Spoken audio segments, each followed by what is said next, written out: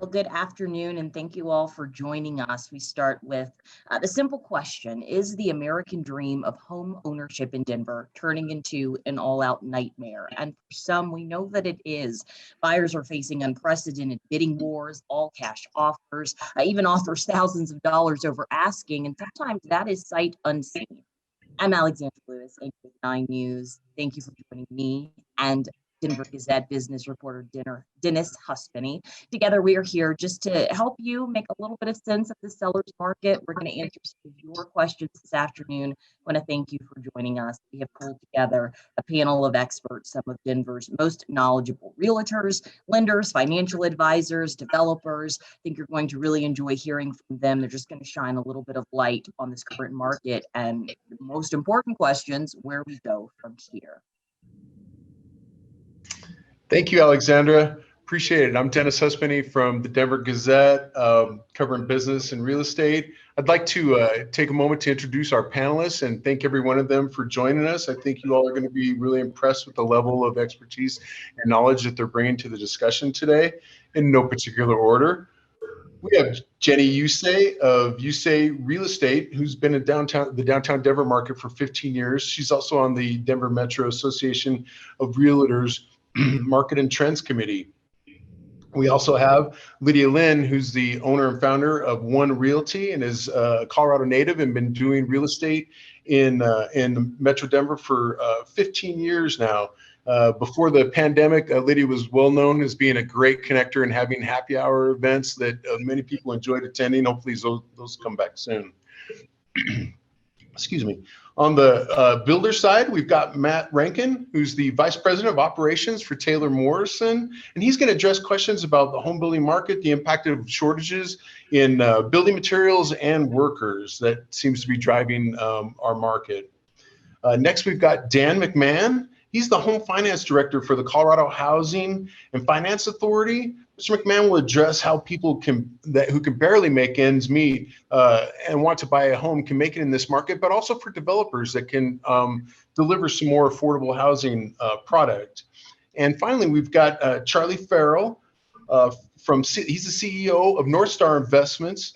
He's going to go over all of our financing discussions today, talk about how to possibly build an offer that compete with cash and how to jump to the front of the line and bidding wars, etc. So we're hoping this is a general discussion for both home buyers, sellers, real estate agents, anybody. Please feel free to put your questions in the chats on the side, and we'll get those to panelists as best we can. And so I'll go ahead and introduce our first topic today. We'd like to go over the state of the market. Is it still as smoky hot as it has been? Or are we seeing some cooling in the last couple of weeks? What's your experience been? We'll start with Jenny. Hi, thank you so much for having me. So the current state of the market is a bit the same. We are still seeing incredibly low inventory. May closed out with just over 2,000 pieces of inventory. And for context, you need to have about 36,000 pieces. So our inventory is still at a record low. What we are seeing is, I think, a bit of pandemic priorities shifting. We're all excited about being able to go out and about and travel again. And we're starting to see a little bit of summer vacations lowering our showings on our listings here in Denver Metro. Thank you. Lydia? Hi, thanks for having me too. And I totally agree with Jenny. I mean, we're such a lifestyle state here. I mean, I feel like a lot of people are away traveling and we still have the low inventory. I also feel like, it's just try to get anything done when people are away, and it's going to feel like cooling. We also have a lot of homes that are overpriced on the market that might appear to be cooling, but it's just way overpriced.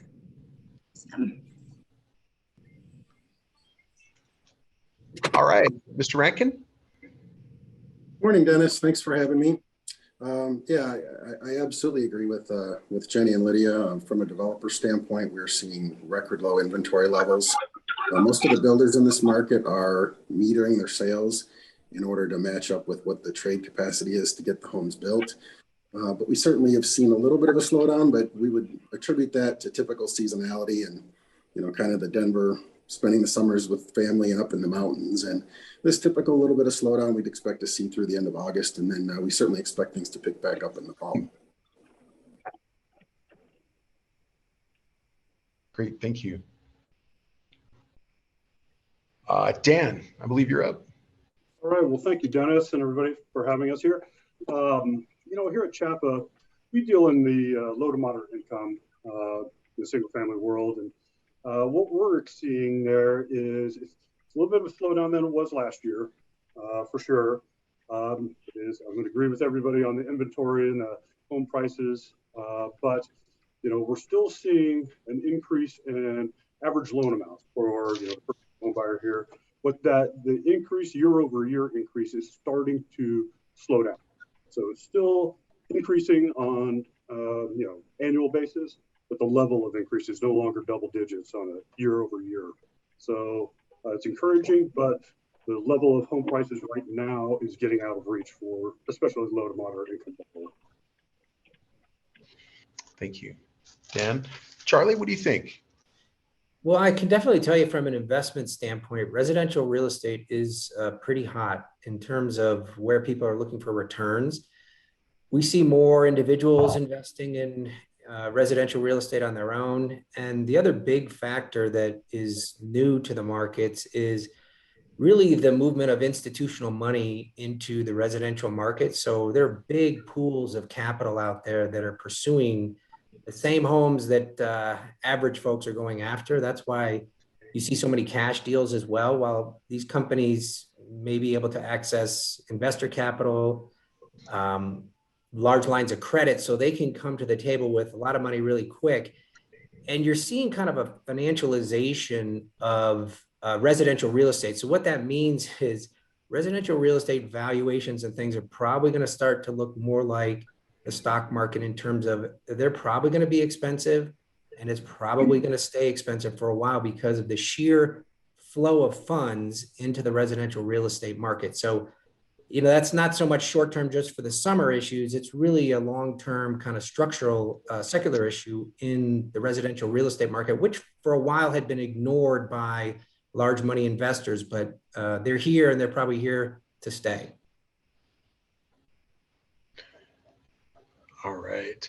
I just want to remind everybody real quick, you can hit your Q&A tab at the bottom. If you have any questions for our experts, please speak up.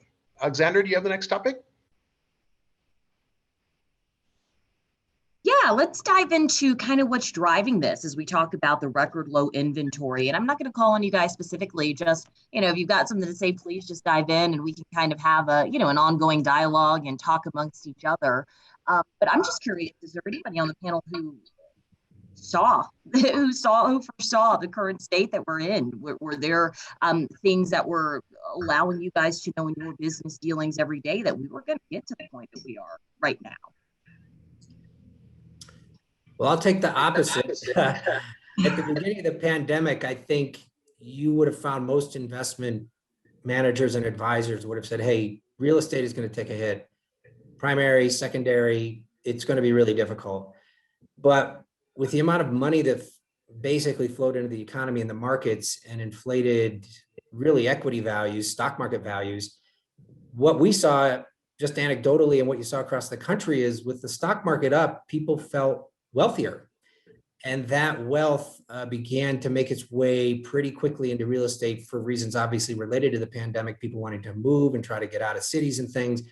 But it was a very strange phenomenon. I think back when this hit, I think in the lumber market, okay, you know how obviously expensive lumber is right now.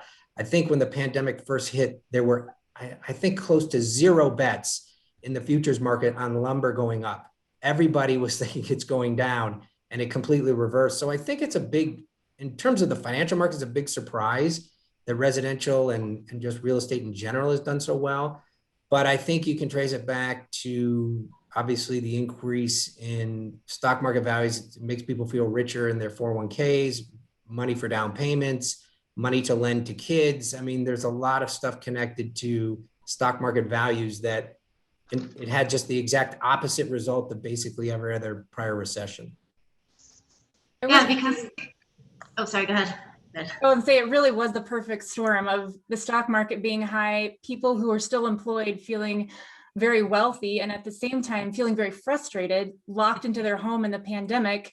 The interest rates were low. They were taking Zoom calls from closets. They were homeschooling, and it was kind of this perfect storm of wanting more space, being focused on your home. The whole city was really closed, and so people were hyper focused on their lifestyle and where they were spending their time, which was at home and in their backyard. And if they didn't have one, they started to look for one. And that's kind of how this perfect storm came to be. Yeah, I feel like from January till just until recently, it was like fast and furious with people just jumping on everything that they possibly could. Dan was saying, and Charlie with the lumber, I mean, a month ago, it was like an aha moment. I'm like, I get it, people are moving here, but why are they paying so much for houses that are not remodeled? Like they're paying remodeled prices and then some. Like previously we were not shy about saying, hey, pay 25, 50 more, but now it's like 100 to 400,000 more for a house. And like a lot, it just didn't make sense until somebody was like, yeah, the sawmills were closed last year and they're playing catch up kind of thing. So if you buy an old house and gut it, it's cheaper than building a new one right now. I mean, it just makes sense.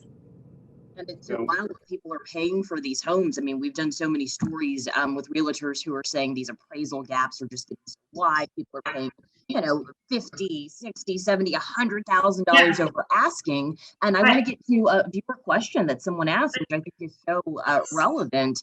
Is this just a rich folks game right now, you know, in Denver Metro? Like, are the families under 100K? Can they just get in and play in this game right now? It's like a fresh set of eyes game. I mean, you got people from out of town coming saying, oh, this is so cheap. I get a mountain view and a big house and lots of land. This is what it's worth to me, and I don't care what it appraises for.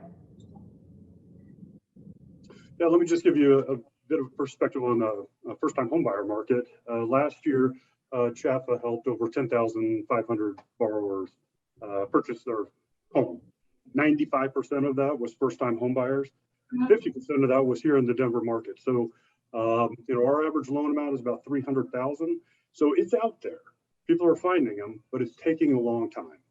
They're having to put multiple, 20, 30 contracts. Yeah. They're being outbid constantly. And the fact that they're coming in with, down payment assistance programs, sellers are a little weary of that. But, for those people out there looking, in the affordable world, they can find it. It's just going to take some time. Yeah, and with first-time homebuyers, like one of my first questions, which my boyfriend hates it when I ask people this question because he's like, "You'll never get a client if you say this," but it's like, look to your resources, look to your retirement. With COVID, you're allowed to borrow the money. It depends on what company, but some of them are like 10 years with no penalty. Or ask your family members, but it might like upset some people, but it's true. Like if you're like 5% down, you're competing with 20 other people. What do you have? And to make an offer saying that you put more down, but you're borrowing money potentially, and then back it up with some language that says that the buyer is allowed to change the financing terms so long as they could, the seller net proceeds, don't change them. Sorry. Yeah, and I think the question about whether people who make under 100,000, I mean, it's a big public policy issue too, because the policies from sort of the Fed and Congress, they had the effect of rewarding everyone who already owned assets. So if you owned a home or you owned a retirement plan, if you figure the stock market since the start of the pandemic is up over 40%. So most people's incomes aren't up over 40%, right? So the asset side of things has grown faster. And I think it's true if you do, if you're looking to raise cash, maybe you have relatives who have benefited from this, but you're younger and you haven't benefited. You have to really look at almost every single resource you have if your priority is to try to acquire a home. It's very difficult if you don't have assets at this point. So that's just been one of the unintended consequences of the way the economy, the way they address the shock to the economy, unfortunately, and it's sort of getting baked into things. The prices are the prices, and it's hard for things in popular areas to start coming back down. And so I think people probably have to get a little bit used to these prices and the challenges for folks who, maybe not have, income in the $150,000 to $200,000 range. If you're under 100, I think it's going to be difficult and you're going to have to do a lot more work. I want to touch upon something Lydia mentioned, because you were saying, for some folks coming from different areas, these prices aren't that expensive if you're coming from, a San Francisco or a Boston or a Los Angeles, DC. And it's something that we kind of discussed as we were diving into some of these statistics that, there are more millennials coming to Colorado and the Denver metro area than anywhere else. And they're millennials with money. So they're things are going. And this kind of brings me to a couple of questions we've seen from our viewers. Hi, as we get more folks in here, thank you for joining us. They're kind of asking, are the folks who live here, Coloradans, the folks that really matter, right? Are they going to start leaving this area? Are you all seeing that in your businesses? Yes. Wow. It's not the old Denver anymore. So. Yeah, I personally, we're not seeing Colorado we work with a lot of folks who are retired, and Colorado is an attractive place to retire. So we're seeing people wanting to come here. If they're moving from a market where real estate prices are comparable or higher, they're coming here and looking for a deal. It'll be harder for people moving from other markets where they can't compete, but Colorado is very attractive. So we have this demand push, plus we've got just the bigger issues in the economy pushing money into real estate. So we've kind of got a double, sort of like a supercharged price appreciation cycle. Yeah, and I think we've seen a whole mix of who these buyers are today. Specifically, certainly there is the people on the news who are migrating in from out of state, from New York or California, where Denver prices seem very affordable. The other mix in buyers that we're seeing are families who are looking at working from home, maybe a little more permanently, taking into account the virtual schooling that has seemed to become some of the norm at times. And so that changes people's housing needs. So we are seeing a lot of migration, both from smaller houses in the city to outside, as well as people migrating in. So I think we've got a whole mix of buyers. Going further, that's a question that I had. I spoke with a realtor the other day who said he had a client who wanted to move to some location he had never even heard of. He's been doing this for 20 years and he had to get on Google Maps and find the place. Are people, I think, maybe with the pandemic also, this ties in here, are you finding folks are willing to move out even further than they would have prior to this bump and the pandemic and everything else we're dealing with? Yes, absolutely. I think there's a big push for folks who are interested in getting a little bit more space. Being downtown in a townhouse or condo may have been something that was very appealing, but now having a yard, having some space where I can get outside and certainly be able to exercise and enjoy the outside that Colorado has to offer. And while it may mean a little longer commute on the days that you do go back to work, it does provide a little bit more price affordability if you get out to some of the outskirt neighborhoods. And they don't care how small the yard of his house is, as long as they get that yard. Well, and even anecdotally, like in the mountain communities, if you spend some time up there and you meet somebody and say, oh, where are you from? I mean, you'll meet people, oh, I just moved here from Texas, from California, I work remote. I mean, as long as they can get an internet connection, this is a pretty popular place to be. And that is certainly driving up, with low inventory and folks moving here with, equity from other homes, it's definitely driving up prices. Colorado's a popular place to live, so we're fighting both of those things. I would agree. It's not just a residential market issue, economic development challenge that people are moving in that could be working on the East Coast, but living here in Colorado and taking up some of that inventory as well. It's been a hidden secret for a long time. I'm sure Jenny would agree. I mean, how many people have you met, Jenny, where they came to visit for a weekend, it's the first day, and they're like, I love it here. I'm going to rent for a year and then buy. Oh my gosh. Here and see if they like it here. They just know after one day. For the last 20 years, it's been that way.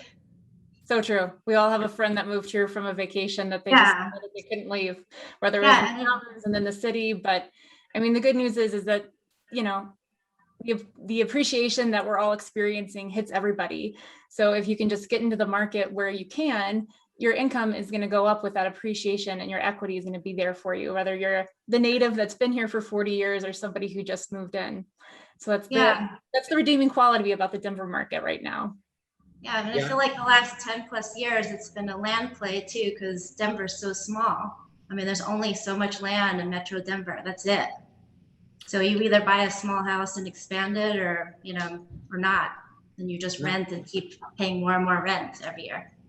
I mean, I think that's a good point on the appreciation. It's one of these things that people struggle with because housing is expensive, and you think, wow, should I stretch? Should I try to, I mean, it can impact your ability to save for retirement and other things. But the reality is, you know, in other markets like California and such, if you thought in the year 2000 it was too expensive, well, it's just a lot more expensive in 2021. And I think here, probably the reality is it's going to get more expensive, and having an ability to get into a home and build equity in a market like this, it can be very important for your financial future, even though it feels odd to stretch, and generally you would not want people to do it. But if you want to live in Colorado, it's one of the realities. But the side benefit, as Jenny said, is you generally will get that equity over the long term. So that's a positive for us here.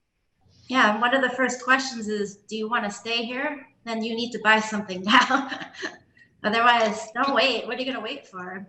Right, Lydia, that is the perfect point that I think we want to move to the next phase of this conversation, because we need to give some folks some tips. Like everybody's saying, you know, you can't afford to wait. You've got to get in now, but this seems so daunting for a lot of folks. I'm going to turn this over to Dennis as we kind of get into some of the nitty gritty of how we can help folks on this call and those who will be watching get into the market.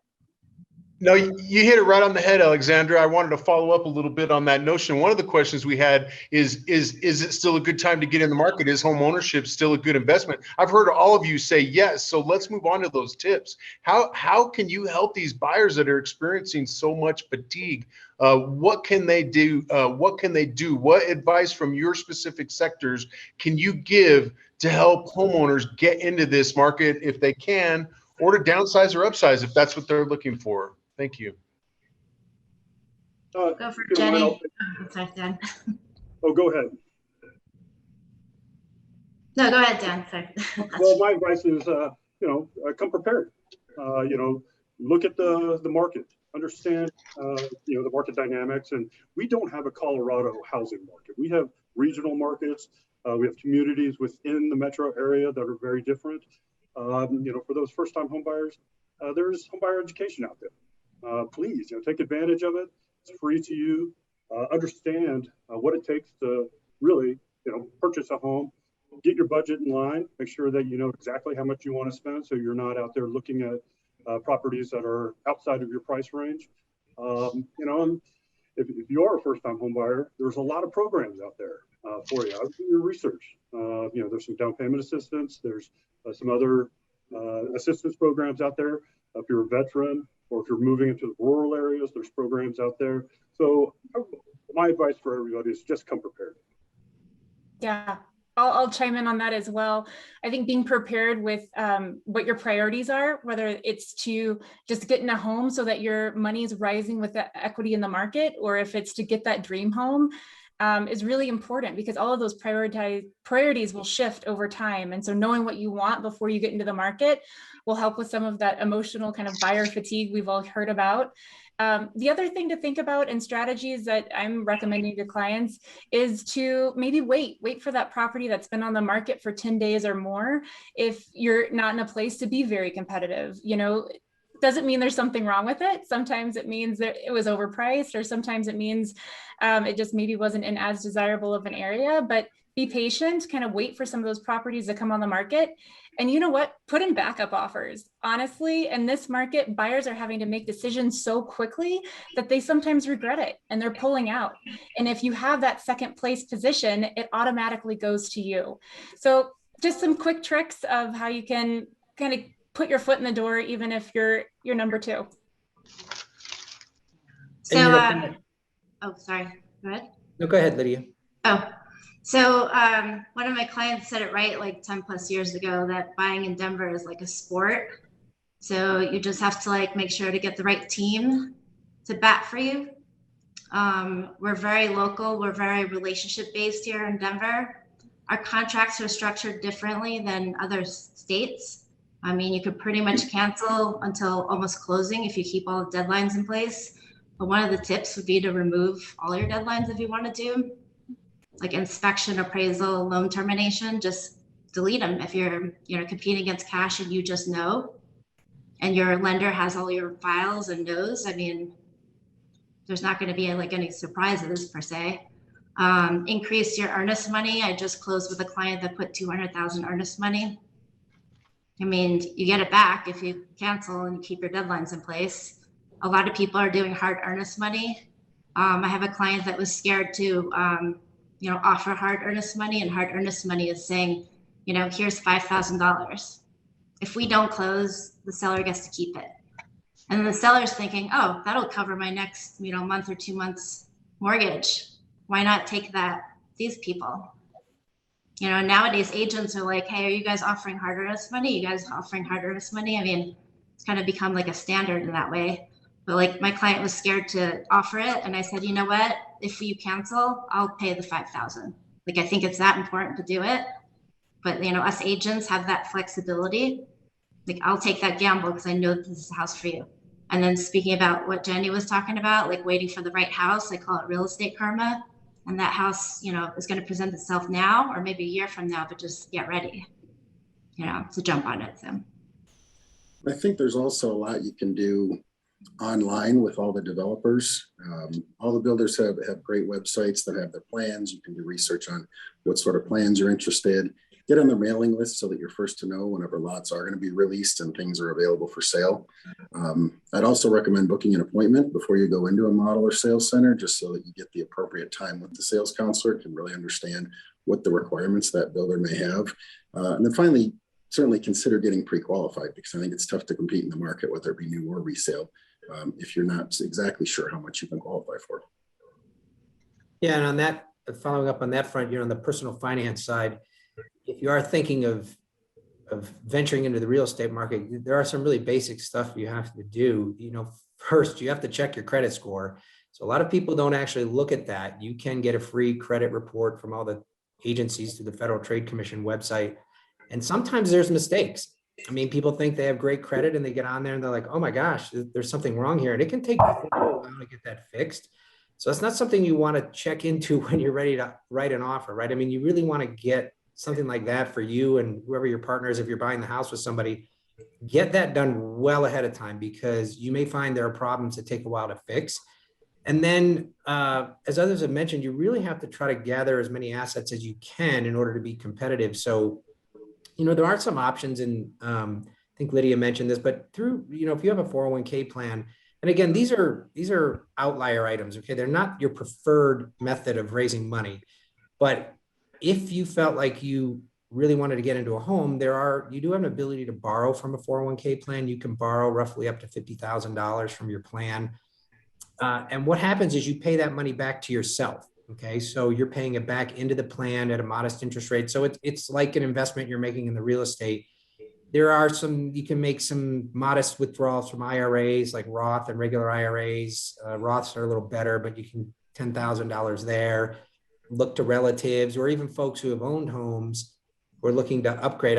We've had people go through this as, I can't raise enough cash, but they haven't thought about putting a line of credit on their current home. They might have a ton of equity in there and they might need to cover some amount of money, but pulling out it from their investments may not make sense, big tax consequences. So you try to just look at all the different opportunities that are available to you, get, your personal finances in order, and then look for every opportunity to raise funds efficiently. Yeah, ask the experts and get creative. And I mean, I think some of the younger folks could get away with doing house hacking, which is, buying a house and renting bedrooms and living there for free and then building your wealth. I mean, as low as the interest rates are now, I mean, it's almost free. I mean, I have my clients, I catch my clients saying, I'm going to pay off my loan. They're like, oh, wait, why would I? Because you take that money and invest in other things. So, finally, I'd just like to, reemphasize the down payment assistance programs out there. There are many forms. Some of them are grants, some are forgivable loans, some are silent seconds. Some are up to 6% of the loan amount. And that can be a tool in the toolbox for many borrowers putting the pieces together.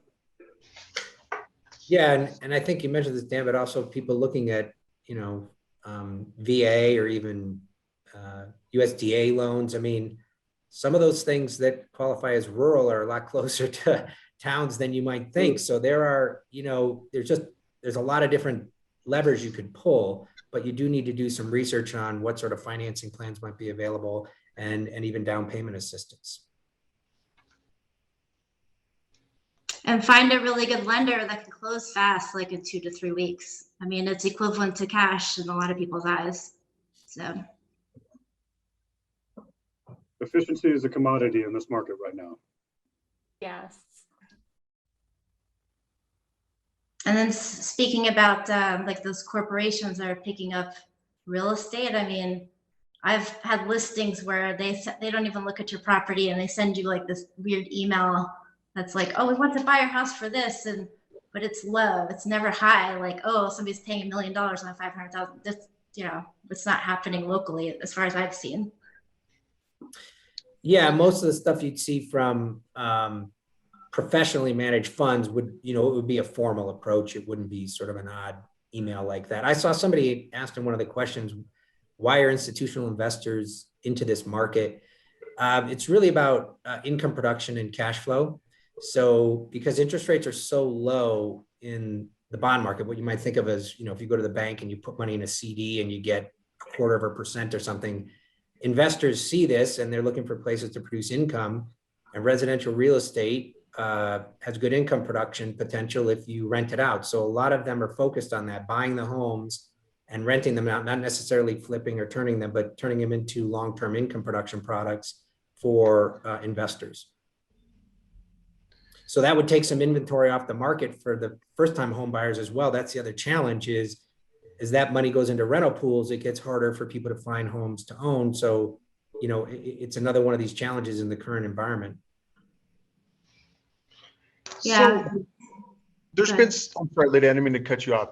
There's been some discussion about, can people that are hoping to get into something that's less than 100,000, do they have any hope at all? More attainable type housing, more affordable housing. I'd like to take that from the development side and turn over to Dan McMahon for just a minute. Can you tell folks how CHAFA works and how you're incentivizing developers to build affordable housing? And also if we could hear from Taylor Morris, as if they're participating in any of those and what you're seeing as far as delivering to that first-time buyer market or that millennial market. Sure, happy to. Here at CHAFA, we have really 3 production arms, a single family program, multifamily affordable program development, as well as an economic development, small business lending. And, our multifamily development division, they focus on helping developers build, more affordable rental units, using low-income housing tax credits or multiple financing options to lower the price of those units on the rental side. On the single family side, it's becoming more and more challenging. We have a lot of very sophisticated programs to help borrowers purchase house at affordable mortgages and affordable levels, but developing affordable housing on single family for sale housing right now is one of CHAFA's key strategic initiatives. We want to help those developers out there. We know the land is expensive. We know there's a lot of competition out there. And, what we're doing is we're looking at working with local land trusts where a nonprofit land trust owns the land and they build single family for sale housing and sell it to an eligible borrower. But by keeping the land out of the mix, it's a 99-year lease to the borrower. So it really creates an affordable home for that purchaser and creates long-term affordability going forward. So that's a model that we're utilizing quite a bit right now. We're looking at, there's some federal legislation that we're hearing about, single family first-time homebuyer tax credits that can be used for the development of affordable for sale housing. So there's a lot of movement. The inventory issue is not specific to Colorado or Denver itself. It's a nationwide issue. And so, with all the relief packages, we are starting to hear some federal programs coming out to help spur more single family for sale construction. We've got a lot of other irons in the fire on how to get that construction going, working with local school boards or the state government on land, universities. Right now, that's, we're trying to help, the school board understand that for sale housing for their teachers on land that they already own is a viable option. And it's starting to, get some traction there. Thank you, Dan. Yeah. What do you think, Matt? Yeah, I think that's a great question. And certainly housing affordability is something that's at the forefront of all the developers, especially in this market as hot as it's become. Taylor Morrison, as well as all the large builders, have affiliated lenders, and we've actually grown our portfolio over the last year of first-time home buyer communities, as well as communities that qualify for FHA loans and VA loans. And we also have programs to work with CHFA. So definitely something that all the builders are very conscious of and are really pushing to be able to deliver. As frankly, the first-time home buyers were the first home buyers to come back to the market post-COVID. And so there's a big demand there, and certainly one that we're excited to be able to serve.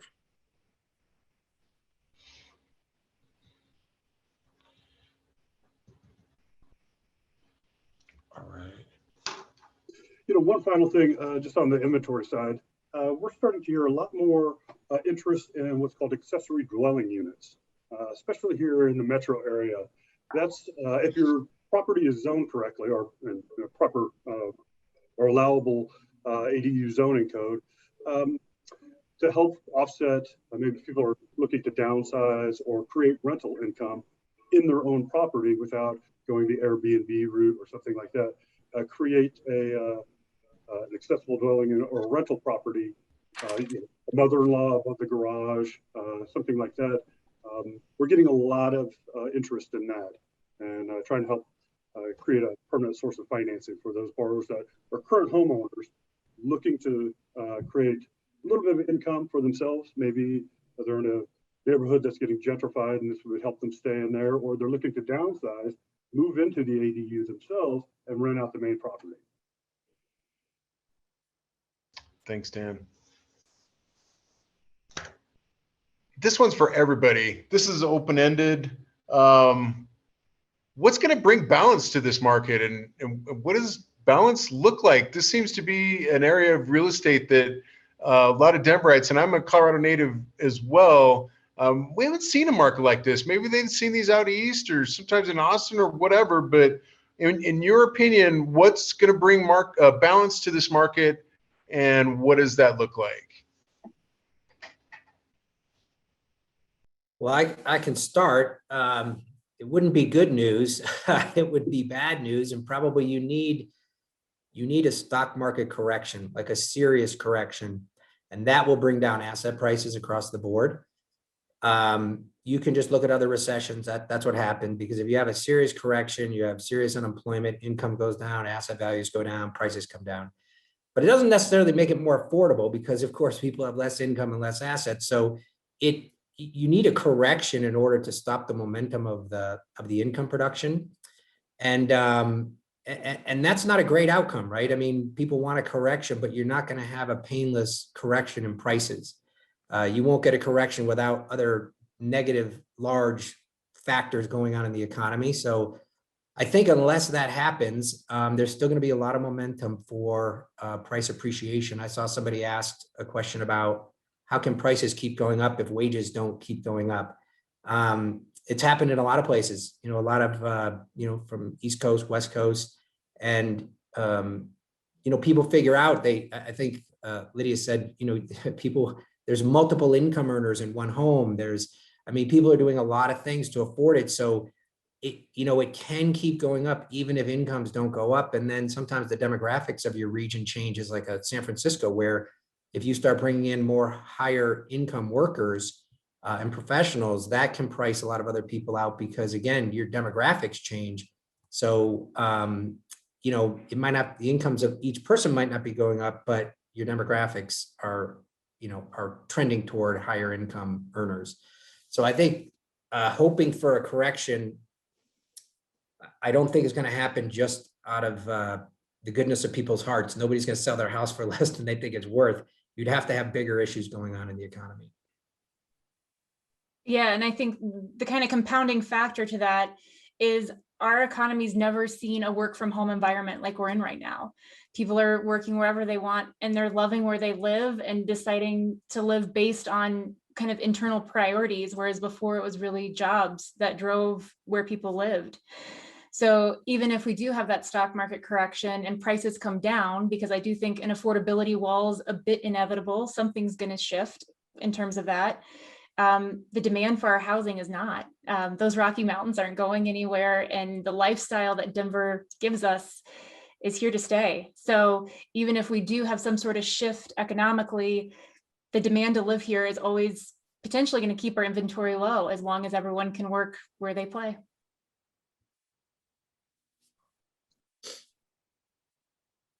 Yeah, I think the inventory issue is the number one issue right now. And you heard Charlie say that it may not be good news, but the foreclosure moratorium is supposed to end tomorrow. That's been extended another month. It's certainly they're helping people who need it. Stay in their homes during this pandemic, who lost their jobs. That will eventually start releasing a little more inventory. And I don't see that as a long-term solution by any means, that the moratorium will be lifted. But unfortunately, everybody's staying stagnant right now. The market is not fluid. And so that's what's keeping home prices and the inventory, home prices high and inventory very low. Once people start moving around a little bit, I do see it opening a little. It's not going to bring down home prices by another comma, but I think it should ease things, unlike this market that we're in right now. Hey, Matt, can you build us a couple of million new homes? Yeah. I would love to. And Charlie, stop investing in homes. Right, exactly. No, I think you bring up a great point. Is there certainly is a demand for inventory and putting more inventory on the market, and the developers are absolutely focused on that. I think if you look back to what happened during COVID, is we had about a 30-day pause in the sales market, and then things took off when buyers started migrating and people started wanting more out of their homes, as far as a work from home or health and safety of a new house, whatever it may be that caused them to want to move, that spike the demand. But unfortunately, at the same time, we had a lot of the lumber mills were shut down, a lot of the suppliers were shut down, and even the ones that were open and were essential workers, they would inevitably have COVID cases and have to shut down for a couple of weeks while they got the plant sanitized. So that really put a hold on getting materials through the supply chain. And then you couple on the February freeze, which seems like forever ago now, but a lot of the resin manufacturers, so anything that was plastic, down in Texas, they had a lot of damage from the storms. And so, it puts constraints on PVC piping and plumbing piping and windows and anything that's resin or plastic based in the home. So we're in the process of working through that. The good news is that's what we as developers do every day, is work through those hurdles and work through those problems. And so we feel like we're working it out and we're going to get there, but I think we will start to see a little bit of relief in the market once the supply chain is back up and fully running.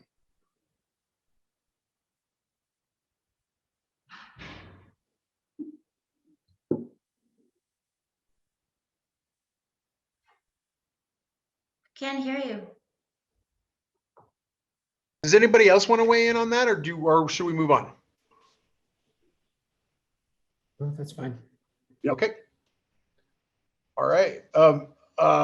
Do you think, just a real quick follow-up for you, Matt, do you think the new construction is going to be able to keep up? We haven't really seen construction slow down all that much, either in the single family or the multifamily here in Metro Denver in at least the last 9 years, 8-9 years. Yeah, no, that's a great question. And certainly, everybody's excited to put as much much inventory and get as much home buyers into their homes as we possibly can. As a building industry, we're certainly constrained by the lots that are available and getting lots developed. And as I mentioned, because of some of the supply constraints this past year, we sold 30% more houses in Denver than we were able to start. So we are playing catch up, and we'll continue to play catch up for a stretch, but certainly we're very positive on the market in 2021 and looking forward for the next few years. All right. All right. Thank you.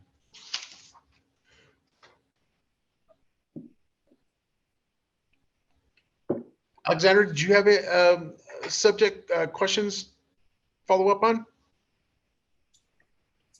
I'd like to get some of these viewer questions answered. I think there's some great stuff in here, specifically, and maybe this is something for Lydia and Jenny, but there have been a couple of questions asking about like what are the hottest areas right now, the best areas to be in, where you're going to get a bang for your buck, if that's even a thing right now. But what are you seeing or places that people are getting into homes that it's making sense for them and their families? You want to go first, Jenny, or you want me to go first? Yeah. So, we've talked a lot about the suburbs, and that's certainly where a lot of desirable kind of multiple offer bids are happening. There's been a big shift in priorities. It used to always be numbers of bedrooms and bathrooms and square footage. And now it's kind of that plus your backyard and outdoor space. And so those are the areas that are getting a lot of demand right now. So if it's within your realm of possibility to shift into the condo market or the townhome market, there's a little bit less demand in those spaces right now all over town. So to the extent you can do that, there's less demand in those areas. And I'd also say new constructions is a wonderful, wonderful option for home buyers right now. It sometimes takes a little bit more forethought because you maybe are 3, 6, 9 months out and you're having to plan in advance. But new construction is a really great option versus the resale market right now. So some of the hot spots that come to mind is Southwest Denver. So like Athma Park, Ruby Hill, Harvey Park, Westwood. The city's been talking about dumping a bunch of money into Westwood area, like near Alameda and Federal forever. And next year they're doing a $12 million bond, I believe. I own some commercial real estate on the Morrison corridor, and they're having the same people that developed Tennyson Square. They're going to develop the Morrison corridor, so into like a walking district. So that'll help areas like what I mentioned and Barnum and all around. So that's like one of the hot spots. And then Lakewood is crushing it, I gotta say, like anywhere in Lakewood, which 10 plus years ago, Lakewood didn't get any love. And now it's like great because it's that much closer to the mountains from your fresh set of eyes. So like anything on the west side. Yeah, thank you for being so specific. I love Arvada, like Arvada, you have like 4 light rails, or neighborhoods near Arvada that never got attention, or they're like, oh, this is not great. But now fresh set of eye people are like, wow, this is only like 2-3 miles from downtown. I'm jumping on it, I like this question from Matthew, and I think Charlie, you kind of mentioned this as well. We're just talking about borrowing from your 401k. Obviously a fringe thing, but something that's acceptable. This idea of being house poor, I think for so long was not necessarily an acceptable thing. But has the market changed where if that's what it takes to get you in your house, is that okay these days? Well, I think that question is it is changing because this is a national issue. I can tell you, I grew up in Cleveland, Ohio, and I still have a lot of folks back there I work with. And for many, many years, there was not much appreciation around Cleveland, Ohio. And in the last 18 months, they're seeing appreciation there. So this issue of affordability is nationwide, and it's acute here. But one of the things that's really important for long-term planning is when you retire, you really want a place to live that is basically paid for. Because once you retire, the less money you have going out the door, the more secure your retirement's going to be. And so if you're renting forever, you will always be pressured with rental increases. And if you're in a popular area, those are just going to keep going up. So there is a sense that in some places, if you want to be there, it can make sense to stretch to try to acquire a home, because long-term, it's very important to have a place with stable costs, particularly when you ultimately want to retire. And to add to that, I think taking a look at what where interest rates are today versus even a year ago. I mean, interest rates are in the news every day, but the reality is we're at historical lows, which in turn increases buyers' buying power. So if there is a market to stretch a little bit in, this might be the one, because I think at some point in the future, whether it be 12, 24 months from now, as interest rates start to tick up, that buying power may erode. So now is definitely time to capitalize on what buyers can afford. Yeah, Just I to mean, add some context to that, one of the lenders I work with did a study, and she found that Vanguard did a retirement study last year where the median retirement savings for Americans were $33,000.